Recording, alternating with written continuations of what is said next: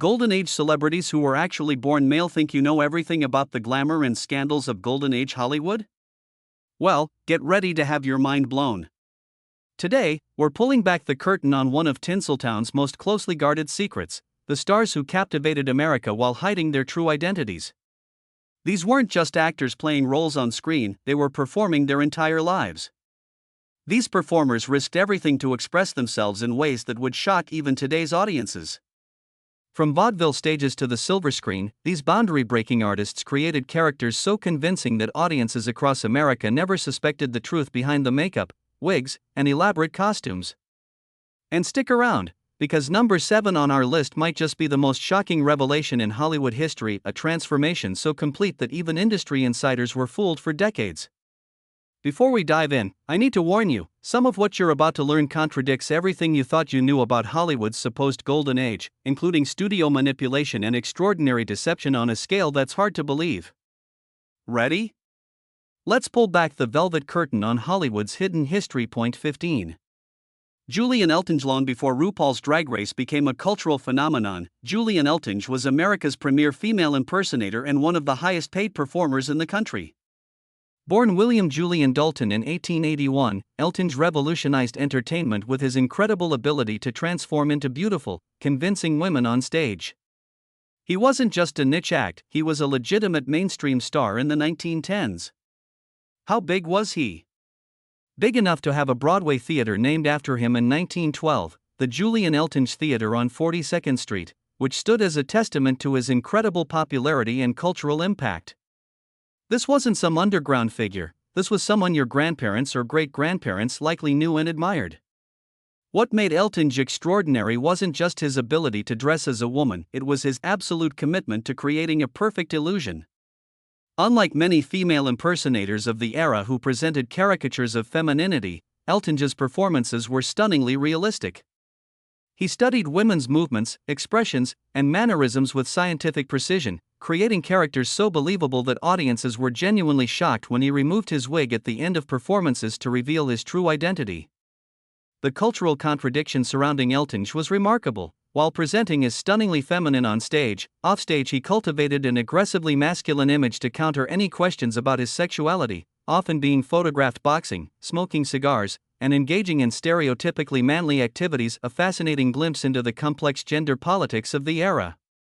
Eltinge's fame extended beyond the stage to Hollywood, where he starred in silent films like The Countess Charming and The Isle of Love, the latter co-starring a young Rudolph Valentino. At his peak, Eltinge commanded a salary of $3,500 a week, equivalent to about $60,000 weekly in today's money, making him one of the highest-paid performers in the entire entertainment industry.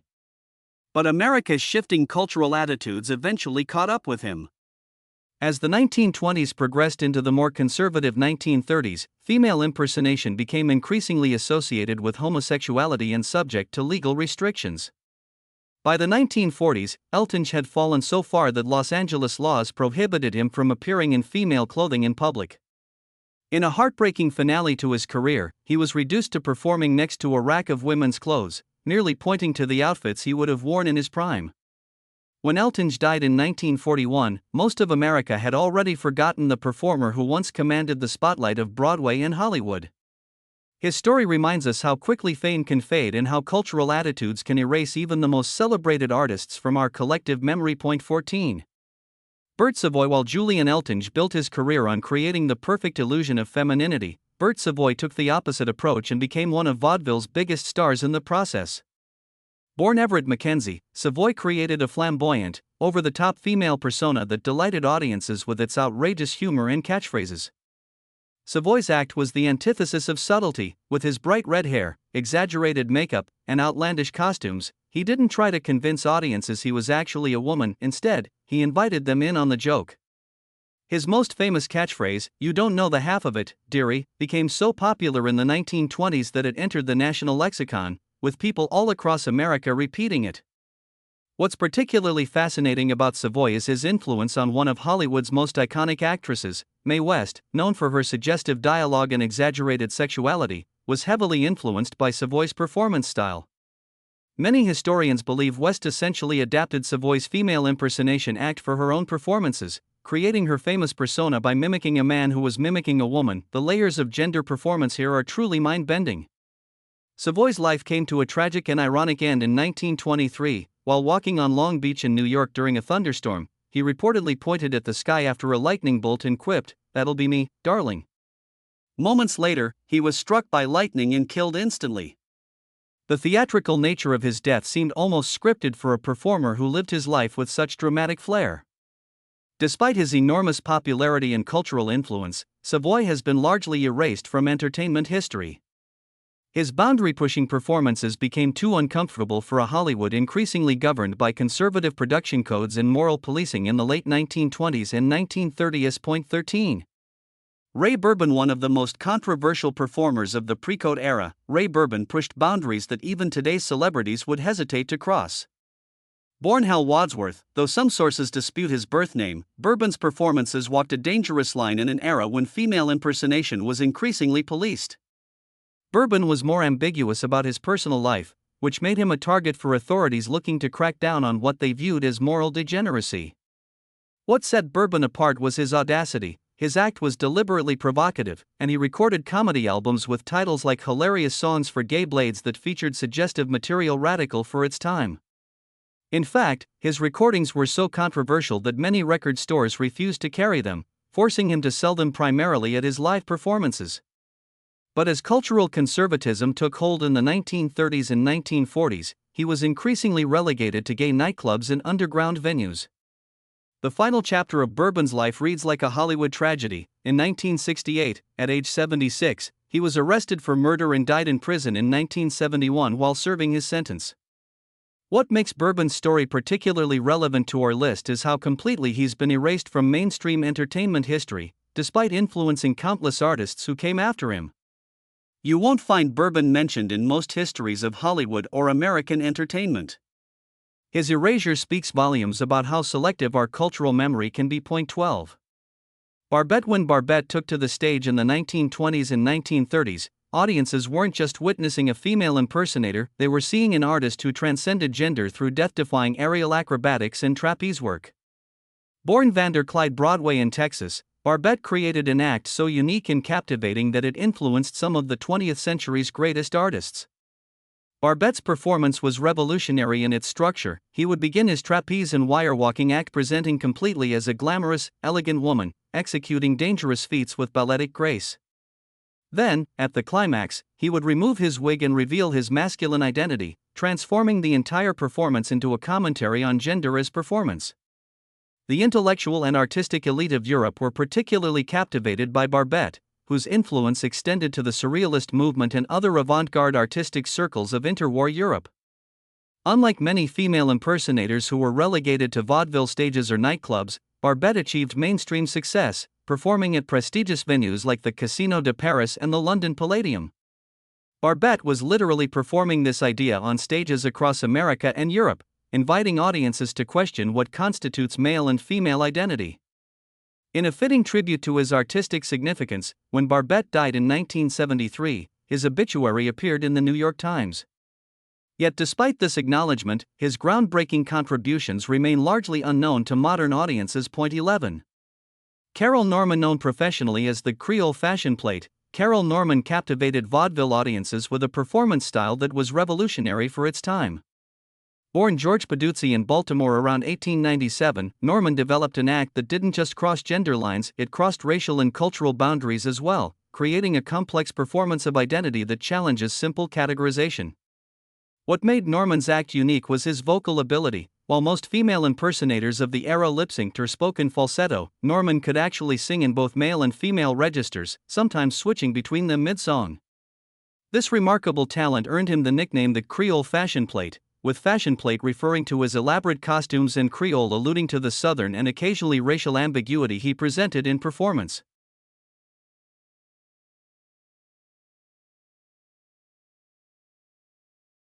Norman's costume changes were legendary in theatrical circles. During a single performance, he could execute as many as 6 complete transformations, each revealing a different female character with distinct clothing, mannerisms, and vocal styles. The technical precision and artistry involved in these quick changes contributed significantly to his popularity. The racial element of Norman's performance remains controversial by modern standards. Though white, his stage name and performance style sometimes played with racial ambiguity, incorporating elements of what white audiences of the time considered exotic or Creole identity. This aspect of his act reflects the complicated and often problematic racial dynamics of early 20th century entertainment. What's particularly striking about Norman's legacy is how completely he's vanished from popular consciousness despite his significant cultural impact during his lifetime. At his peak, he was a headline act commanding top billing, yet today he's barely a footnote in entertainment history, a testament to how effectively Hollywood and mainstream culture erased certain types of performers from our collective memory. Point 10. Gene Mallon. Perhaps the most tragically short-lived career on our list belongs to Gene Mallon, a performer whose brief but meteoric rise in the entertainment world challenged conventions in ways that seem revolutionary even by today's standards. Born Victor Eugene James Mallon in Brooklyn in 1908, he became one of the first openly gay performers in American entertainment history. What makes Mallon unique on our list is that he didn't present exclusively as female. Instead, he performed sometimes in male attire and sometimes in female drag, creating a gender-fluid stage presence decades before such terminology existed. This willingness to blur gender lines rather than simply crossing them made him a truly revolutionary figure. By the late 1920s, Mallon had become a fixture at Prohibition-era speakeasies and clubs in New York, particularly those catering to gay and lesbian clientele.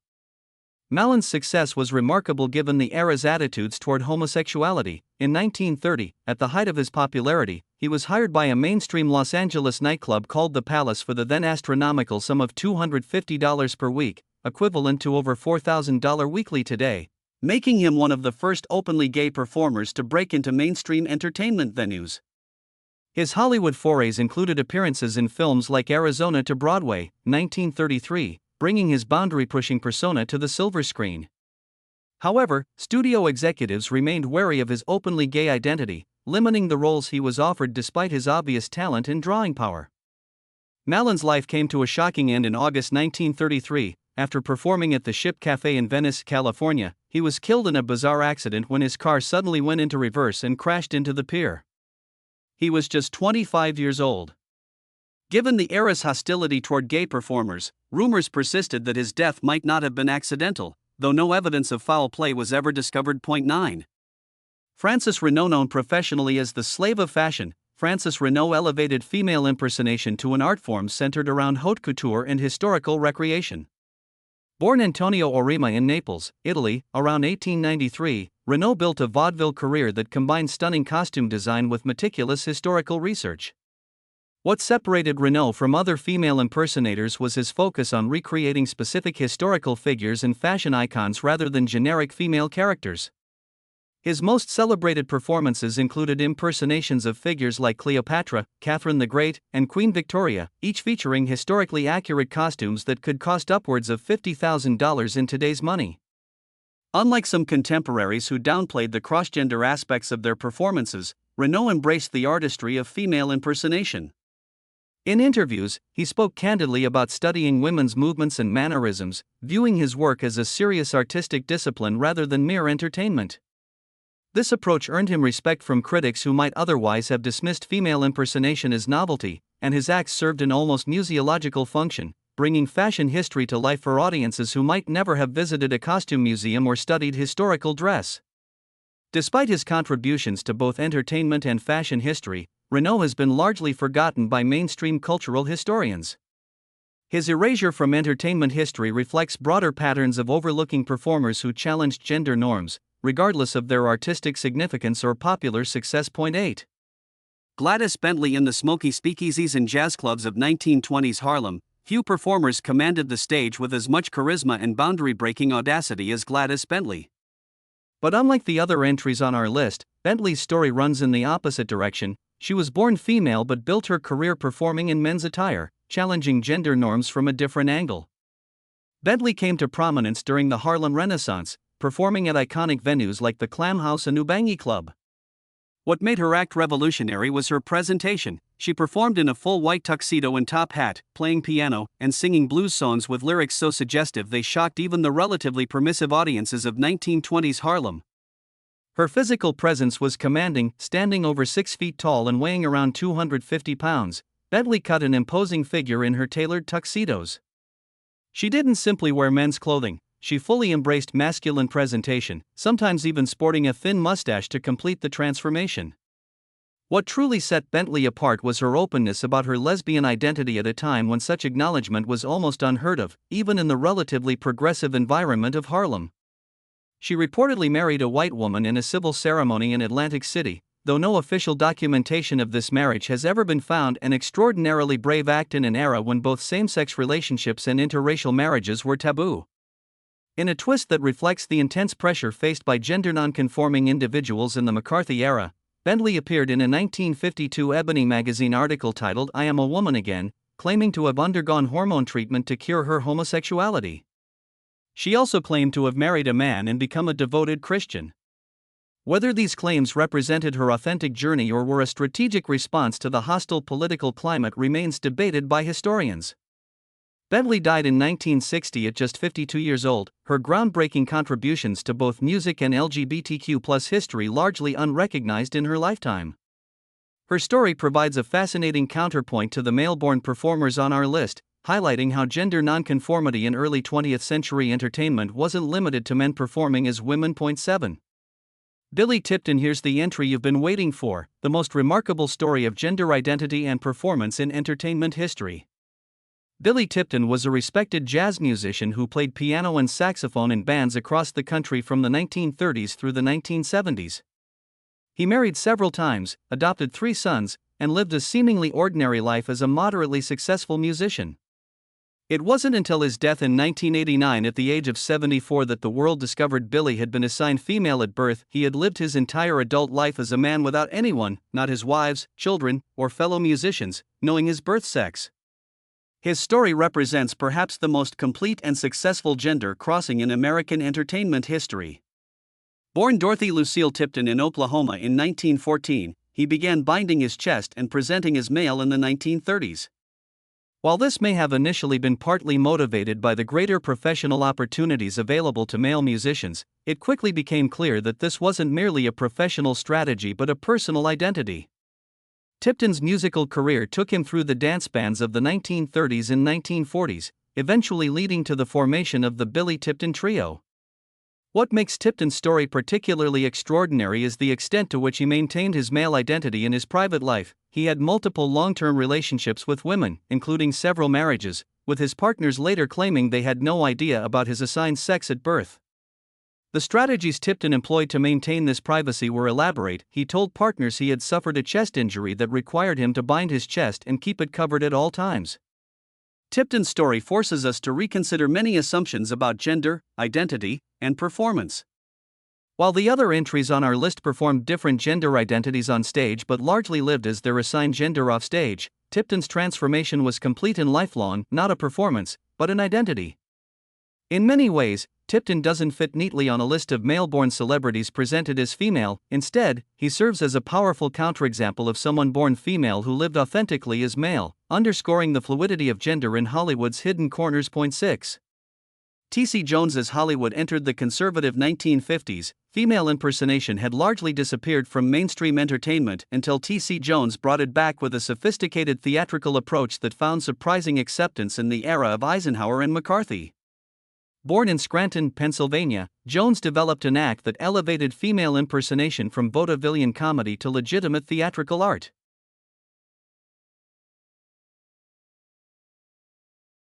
What set Jones apart was his focus on celebrity impressions rather than generic female characters. His impersonations of stars like Tallulah Bankhead, Bette Davis, and Katharine Hepburn weren't broad caricatures but nuanced character studies that captured not just their appearances but their mannerisms, vocal patterns, and personalities.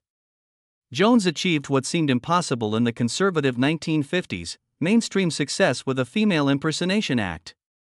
His one-man show Mask and Gown opened in Los Angeles in 1957 and was successful enough to move to Broadway the following year.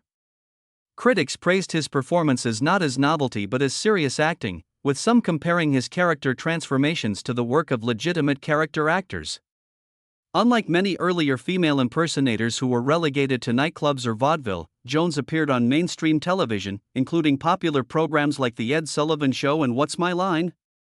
Jones even broke into Hollywood films, appearing in the 1968 movie Funny Girl alongside Barbra Streisand. While his role was small, his inclusion in a major studio production represented a significant milestone for female impersonators in an era when most were still excluded from mainstream film opportunities. What made Jones's success particularly remarkable was the era in which it occurred. The 1950s were characterized by rigid gender roles and intense pressure to conform to traditional notions of masculinity and femininity. Against this backdrop, Jones's ability to find acceptance and even acclaim for gender-crossing performances speaks to both his talent and his strategic approach to the material. Jones's legacy lies in how he helped bridge the gap between the vaudeville era of female impersonation and the more contemporary understanding of drag as an art form. By emphasizing theatrical skill and celebrity impression over mere gender illusion, he created a template for performers that would influence generations to come, from Craig Russell to Charles Pierce to contemporary drag artists. 5. Jim Bailey. As television became the dominant entertainment medium in America during the 1960s and 1970s, Jim Bailey emerged as perhaps the most successful female impersonator of the broadcast era. His performances went beyond mere female impersonation to become uncanny recreations of specific celebrities that fooled even industry insiders. Bailey's most famous impersonation was of Judy Garland, which he performed with such precision that Garland's own daughter, Liza Minnelli, not only approved but became a friend and supporter. The accuracy of his performance wasn't limited to appearance. Bailey could recreate Garland's vocal mannerisms and singing voice with such precision that, in audio-only formats, even experts sometimes had difficulty distinguishing between them. His recreation of Judy Garland wasn't just about the voice and mannerisms, it captured the vulnerability, tragic dimensions, and raw emotional power that made Garland herself so compelling. The same was true for his other famous impressions, including Barbra Streisand and Peggy Lee. Bailey achieved unprecedented mainstream television exposure for a female impersonator. He appeared on major network programs like The Ed Sullivan Show, The Tonight Show starring Johnny Carson, and The Carol Burnett Show, primetime bookings on the most popular shows of the era that brought his art form into millions of American homes. These weren't niche or late-night appearances but high-profile showcases. Bailey's ability to find this level of acceptance in an era still largely hostile to gender nonconformity stemmed partly from his approach to the material. He presented his performances not as drag but as character acting, emphasizing the artistic and technical aspects of his transformations rather than the gender-crossing elements. This framing made his act more palatable to mainstream audiences and industry gatekeepers still uncomfortable with explicit challenges to gender norms. 4. Danny LaRue. Crossing the Atlantic, we find perhaps the most commercially successful female impersonator of the 20th century. Danny LaRue became a household name in Britain, achieving a level of mainstream acceptance and financial success that eluded most American counterparts. Born Daniel Patrick Carroll in Ireland, LaRue created an extravagant, glamorous style of female impersonation that made him one of Britain's highest-paid entertainers. LaRue's performances were characterized by lavish costumes and production values that rivaled major Broadway shows. His gowns, often created by top fashion designers, could cost tens of thousands of pounds and featured elaborate beading, feathers, and embellishments that required him to develop significant physical strength just to wear them on stage. Unlike many female impersonators who worked primarily in small clubs or specialized venues, LaRue owned his own nightclub in London's West End, Danny's, which became a fashionable destination for celebrities and even royalty. Princess Margaret was reported to be a particular fan of his performances, lending royal approval to an art form often considered marginal. LaRue broke barriers for female impersonators on British television, appearing regularly on mainstream programs and even hosting his own TV specials at a time when such visibility was rare. His Christmas specials became a holiday tradition for many British families, bringing female impersonation directly into middle-class living rooms. What made LaRue's mainstream acceptance possible was partly his approach to the material. He described himself as a comic in a frock rather than a female impersonator, presenting his performances as comedy rather than gender illusion. LaRue also maintained a careful separation between his stage persona and his private life. In interviews, he always appeared as himself rather than in character, reinforcing the idea that his female performances were theatrical rather than expressions of identity. LaRue's legacy lies in how he brought female impersonation into the mainstream of commercial entertainment. By combining spectacular production values, clean humor, and careful image management, he created a template for how gender-crossing performance could achieve popular success without being relegated to specialized or underground venues. 3. Craig Russella's cultural attitudes began to shift in the 1970s. Craig Russell emerged as a female impersonator whose artistry helped bridge the gap between traditional female impersonation and modern drag performance. Born in Toronto, Russell developed an act featuring spot-on impressions of Hollywood's greatest female stars, elevating celebrity impression to high art. What distinguished Russell's performances was his encyclopedic knowledge of his subjects. His impressions weren't just visual, he studied films, interviews, and recordings to capture the specific vocal patterns, physical mannerisms, and psychological nuances of stars like Judy Garland, Bette Davis, and Mae West. This scholarly approach gave his performances a depth that transcended mere mimicry. Russell achieved international fame through his starring role in the 1977 film Outrageous, one of the first mainstream films to feature a drag performer as its protagonist. The movie received positive reviews from mainstream critics, with much of the praise focused on Russell's performance, which showcased many of his celebrity impressions within a dramatic narrative context. Unlike many predecessors who downplayed connections between female impersonation and gay identity, Russell was relatively open about his sexuality at a time when such candor could still damage an entertainment career. This honesty helped pave the way for greater authenticity in how female impersonation was presented and discussed in mainstream contexts. Russell's versatility was legendary. He could perform convincing impressions of over 24 different female celebrities, often switching between them in rapid succession during a single performance. Each transformation was complete, involving not just costume changes but fundamental shifts in body language, vocal quality, and emotional tone. What made Russell's approach particularly significant was how it honored old Hollywood while introducing these icons to younger audiences. For many viewers in the 1970s and 1980s, Russell's impressions of stars like Tallulah Bankhead or Carol Channing might have been their first exposure to these performers, creating a bridge between classic Hollywood and contemporary audiences. Point 2. Divine. No list of groundbreaking gender nonconforming performers would be complete without Divine, the revolutionary drag performer who challenged every convention of beauty, taste, and propriety in mainstream American culture. Born Harris Glenn Milstead in Baltimore, Divine created a persona so outrageous and transgressive that it forever changed how female impersonation was perceived and practiced. Unlike the female impersonators who sought to create perfect illusions of femininity or accurate celebrity impressions, Divine embraced excess and abjection. With his massive frame, shaved eyebrows, and exaggerated makeup, Divine wasn't trying to pass as female but to create a monstrous, larger-than-life persona that exposed the artificiality of gender itself. Divine's collaboration with filmmaker John Waters produced some of the most shocking and influential cult films of the 1970s, like Pink Flamingos, Female Trouble, and Polyester, featuring Divine performing acts so transgressive they can't be described in detail here. These performances weren't meant to celebrate conventional femininity but to demolish it, revealing gender as a social construct rather than a natural category. What made Divine truly revolutionary was his willingness to use his body as a canvas for social commentary. In an era when mainstream culture still expected female impersonators to be pretty, polite, and non-threatening, Divine created a drag persona that was deliberately grotesque, aggressive, and explicitly sexual. This approach challenged not just gender norms but broader social expectations about bodies, beauty, and acceptable behavior. Divine's impact extended beyond cult cinema into mainstream popular culture. His role in Waters' more accessible later films, particularly 1988's Hairspray, introduced his transgressive persona to broader audiences. As Tracy Turnblad's mother Edna in Hairspray, Divine created a character that was both outrageous and sympathetic, helping to normalize drag performance for mainstream viewers. Beyond film, Divine established himself as a successful recording artist with dance hits like You Think You're a Man and I'm So Beautiful becoming club staples in the early 1980s. These musical performances brought his gender-challenging presence to audiences who might never have seen his films, further expanding his cultural influence. Divine's premature death in 1988, just as Hairspray was bringing him to his widest audience yet, cut short a career that was continuing to evolve and expand. Had he lived, he likely would have capitalized on the mainstream breakthrough Hairspray represented, potentially bringing his revolutionary approach to gender performance to even broader audiences. Point 1.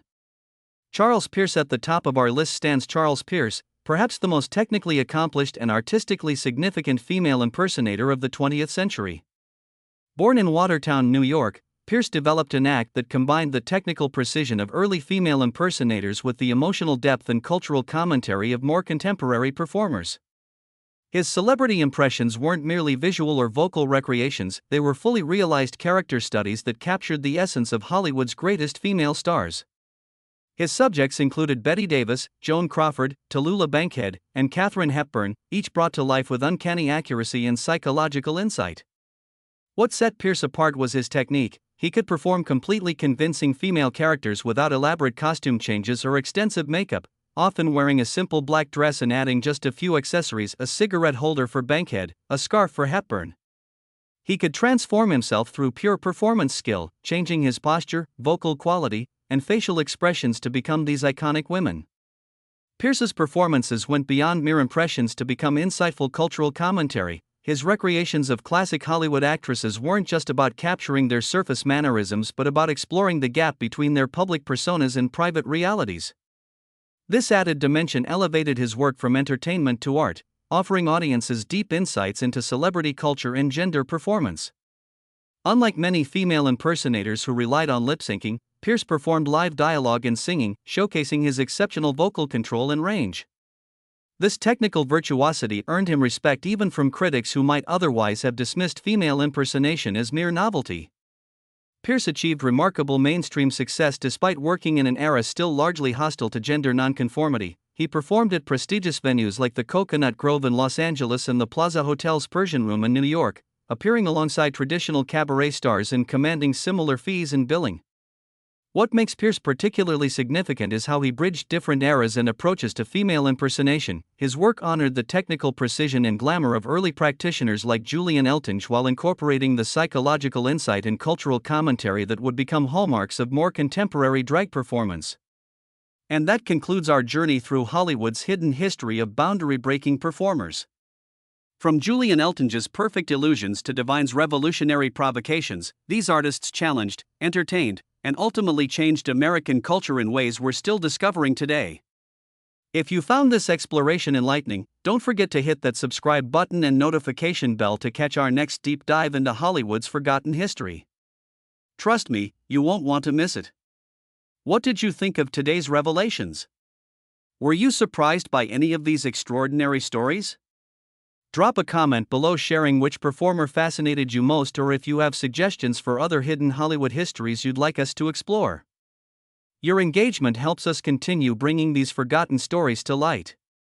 Thanks for watching, and remember, the most interesting parts of history are often the ones that don't make it into the official record books. See you in our next video.